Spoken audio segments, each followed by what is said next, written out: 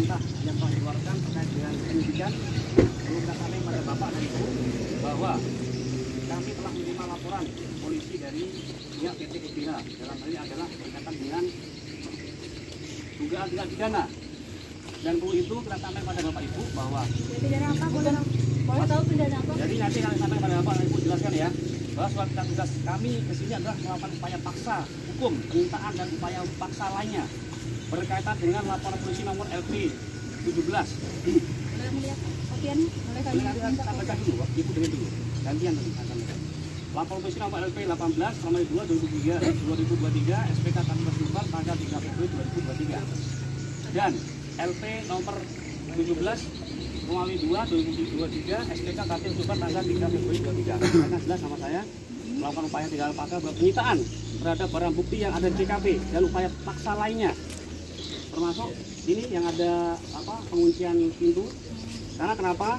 Kami telah melakukan gelar perkara berkaitan dengan penanganan yang kita lakukan. apa itu? Jadi statusnya sudah masuk tahap penyidikan. Untuk itu kita melakukan penyitaan terhadap kantor yang digembok, termasuk juga spanduk. Untuk itu saya perintahkan kepada personil yang menerima perintah penyitaan untuk melakukan upaya paksa, melakukan penyitaan. Nggak usah paksa-paksa, Pak. Nggak usah pakai paksa-paksa. Bahasa hukum ini bahasa hukum. Jadi upaya paksa hukum kita yang kita lakukan adalah melakukan penyitaan. Surat perintah yang telah diterbitkan oleh Kasat Reskrim. Cepet banget. Siapa pelapornya? Ini surat perintah penyitaan Bu ya, nomor SP salam harus saya sampaikan. Karena begini, kita sita untuk proses hukum. Kita sama-sama negara hukum, mari kita hormati hukum. Ya, kita di sini mengemban asas praduga tak bersalah. Jadi untuk itu kita melakukan upaya aktivitas. Kita suka di kepolisian. Silakan pihak-pihak yang berkepentingan terkait dengan tindakan kita, kalau tidak terima silakan melakukan upaya hukum. Kalau sita kami setuju aja Pak. Harusnya dari lama itu sitanya. Kita melakukan penyitaan. Untuk itu artinya dari gini Pak, saya minta anggota klarifikasi. Saya minta klarifikasi. Kalau penyitaan berarti EBH juga tidak bisa bekerja di sini dong? bukan. Jadi begini, konteks hukum pidana jelas bahwa kita menerima laporan pidana dari pihak PT EBH. Ada dua laporan polisi yang kita terima. Yang pertama masalah tindak pidana pasal 33 ayat 1 ke 1 dan pasal 167 ayat 1 KUHP. Yang kedua adalah pasal 162 Undang-Undang 4 tahun 2020 tentang Minerba. Nah, untuk itu habis ini setelah kita melakukan penyitaan dan upaya hukum yang lain, silahkan Ibu Erika, Ibu Priska, dan Ibu Dimas silahkan ke Polres untuk memberikan klarifikasi dan keterangan. Enggak, kami ke Polda aja. Jadi silakan Bu, silakan Bu. Yang jelas Bu, kita melakukan upaya hukum ini sifatnya adalah untuk proses penyidikan, untuk penguncian kantor. Yang satu LP laporan polisi lagi terkait dengan 162, 2336 ayat 2 berkaitan dengan jalan yang dipenyidikan. Itu satu ya Pak ya. Jadi Bapak jangan campur. Tadi terpisah laporannya. Itu yang pertama. Yang kedua, Bapak bicara keadaan restoratif justice. Bapak tahu diatur di mana keadaan restoratif justice? Restoratif justice Diatur itu di mana? restoratif justice ada banyak di undang-undang perlindungan anak ada. Ini kalau Undang-undang pertambangan Bapak tadi itu. kan menyampaikan begini. Proses yang kita lakukan ini kan proses penegakan hukum. Tapi ini ada saya sampaikan ke Bapak. Kita sudah diatur di Perkap 8 tahun 2021 terkait dengan restoratif justice. Sesuai dengan permintaan para pihak. Jadi proses hukum itu meskipun berjalan, kalau ada perdamaian para pihak, damai, kita akan bantu restoratif justice. Tetapi dalam hal ini, kita sampaikan, kita sepakati sekarang. Hukum sebagai panglima, sepakat. Hukum sebagai panglima, sepakat ya. Hukum sebagai panglima, sepakat ya. Kita hormati. Hukum pengacara UGM, begini Pak, pasti paham itu. Begini. Ya. Sebagai panglima, ya, sepakat ya. Sebagai panglima. Kita sepakat, tetapi jangan lupa masih ada lebih tinggi daripada hukum. Sekarang begini, kami datang ke sini menyampaikan baik dengan cara yang sopan kita sampaikan, juga kita nggak mau teriak-teriak, karena apa? Tugas kita sampaikan. Kalau kita penyitaan kita sampaikan, gitu kan? Bahkan ada statement membakar, itu kan nggak boleh Pak. Itu jangan menjadi provokasi kepada yang lain. Kita negara hukum Pak, mari kita hormati. Ya, jadi begini Pak. Nanti Bapak kan ya. Setelah nanti ini dilakukan penyitaan dan prosesnya berjalan, Bapak bisa memberikan klarifikasi. Silakan sampai setelah didampingi oleh pengacara-pengacara yang ada. Silakan Pak, bahwa faktanya apa. Itu yang pertama. Yang kedua, berkaitan dengan Bapak sampaikan tadi masalah lahannya di bidang Anda. Sekarang pertanyaan saya, kalau ada PT EBH melakukan pidana melawan hukum, Bapak laporkan. Faktanya apa? Buktinya apa? Silakan Pak. Biar diproses juga. Itu satu. Tanggal berapa? Yang kedua, tanggal berapa? 29 Januari kan sudah kan? Kami sudah melaporkan. di mana? Di Polsek. Di Polsek. Ya. Jadi kita akan lewat. Ya, silakan. Yang kedua Bapak, Di Camat berkaitan ada dengan juga, hak Pak, juga perdata. sekarang. Makanya ini versi Bapak. Kita telah melakukan klarifikasi para pihak, lapor, menerima pembebasan berkaitan dengan fakta-fakta bukti yang ada kita amankan. Ini sudah ada tertutup alat bukti, makanya masuklah ranah proses penyidikan. Tetapi proses ini pun juga semata-mata kalau ke depan nanti ada perdamaian, pencabutan, kesepakatan, ya silakan Pak, kita akan bantu untuk proses restorasi justice. Ya memang kita pelayan Pak, makanya saya sampaikan kepada teman-teman. Sampai semua ini juga saudara-saudara kita. Pak, boleh Kita saya sebagai pelayan. informasi sedikit ya Pak? Saya mengenai lahan saya dulu. Saya dulu sudah hampir 2 minggu BAP di Polres pada tahun 2011. Yang saya tutup waktu itu kantor EBH di Merlawa.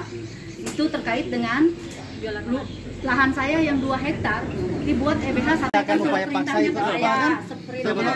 Sebelum kita ribut-ribut, mendingan itu dulu kita lihat. Pak, Kemudian nih ya, saya bacakan Bapak ya. Udah diwakili sama pengacaranya aja ya, yang lain Jangan dipotong dulu Pak ya, Bu ya, biar kita sama-sama. Jangan dipotong dulu. Karena ini semua kepentingan para pihak. Tenang.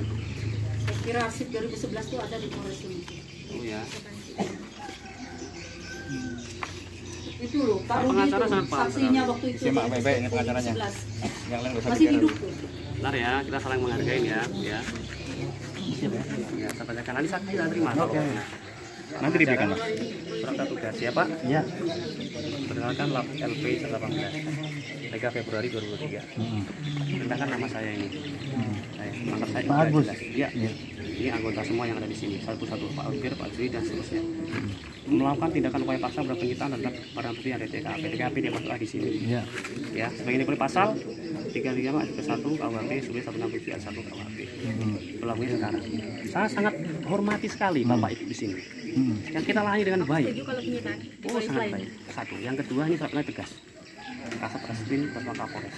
Tanggalnya sekian ya Pak ya. Oke, closing. Tapi mohon maaf, bukan untuk direkam. Bapak ketahui nanti Bapak akan kita terima terkait dengan administrasi ini. Karena produk ini produk penyidikan nanti yang masuk. Oke, yang kedua adalah terkait dengan surat perintah penyitaan nomor 50. Ini nama saya jelas, penyidik pembantunya jelas. Ini Berarti kalau pasalnya penyitaan juga sama. Tunggu dulu Bu, sabar. Pasalnya yang sita, spanduk sama gembok yang itu. Jelas namanya saya, pasalnya jelas, LP-nya jelas. Ya Pak. Terus kalau ditaruh HP-nya, nggak usah khawatir Pak, saya kasih tanda terima ya, tenang ya, sabar. Ngapa juga enggak? apa ya? Tentraman di masyarakat. Penegakan hukum itu adalah langkah terakhir. Saya ini hukum S2 juga kan di UGM. Jadi penegakan hukum itu sebenarnya langkah terakhir untuk menyelesaikan suatu masalah. Yang utama di sini adalah bagaimana menjaga ketertiban di masyarakat. Nah, yang pertama, yang kedua berkaitan dengan proses yang Bapak sudah lakukan berdasarkan laporan dari PT Jahat. Pendapat saya begini, saya juga sangat menyesalkan kenapa kepolisian terlalu terburu-buru, sedangkan warga yang dilaporkan ini belum pernah dipanggil. Dari masyarakat belum pernah diminta sebagai saksi dalam artian mengklarifikasi. Karena apa? Ini kan sebenarnya kita ini undang-undang khusus di dalam hubungan antara pertambangan dengan masyarakat. Ini kan kita mengacu Undang-Undang 4 2009 dan Undang-Undang 3 2020. Kenapa saya bilang undang khusus? Karena itu leg spesialisnya daripada hubungan pertambangan antara tambang dengan masyarakat. Nah, kalau undang-undang khusus itu dilangkahi dengan berlakunya 335, kan Bapak sendiri tahu pasal 335 ini adalah pasal karet yang sering digunakan oleh penguasa untuk membungkam masyarakat. Walaupun diuji sampai ke Mahkamah Konstitusi, walaupun tidak dihapus, tapi itu sudah kita tahu lah. Pasal 335 pasal karet. Jadi kami ini sebenarnya mewakili masyarakat, teman-teman. Kalau Bapak kan pakai 335 Junto 162, jangan lupa Pak, ada pasal 135 sampai 137 Undang-Undang 4 2009, Undang-Undang 3 2020, di mana perusahaan yang dapat melakukan kegiatan pertambangan apabila telah menyelesaikan persoalan atau pembebasan lahan dengan masyarakat. Begitu juga di dalam undang-undang itu menuliskan di pasal 36, 136, 137, IUP OP itu bukan merupakan hak kepemilikan, ya kan? Nah, di dalam konflik ini, kalau saya, mungkin Bapak di sini berdua kan sebagai petingginya, dalam konflik ini coba kita pertemukan dulu. Pertemukan dulu antara warga dengan, kita kesampingkan dulu penegakan hukum. Karena kalau Bapak upaya paksa hari ini juga, kan ujung-ujungnya juga permasalahan ini bisa jadi membesar. Karena ini masyarakat ini kan bukan masyarakat. Sebentar ya Bu ya. Nah, ini masyarakat ini kan menginginkan keadilan karena rusaknya lahan. Kalau saya sih berharap gitu. Saya rasa polisi-polisi di sini juga banyak orang Kutai Barat yang memiliki lahan yang berhubungan dengan tambang. Jadi saya menjelaskan ini bahwa 162 kita terapkan, tapi jangan lupa ada 135 sampai 137 Undang-Undang 4 2009 dan 3 2020 supaya seimbang, adil. Begitu juga kalau Bapak melihat mengenai gudang bahan peledak, kita ada acuan Permenhan nomor 5 tahun 2016 kalau saya tidak salah. Nah, jadi itu diperhatikan juga.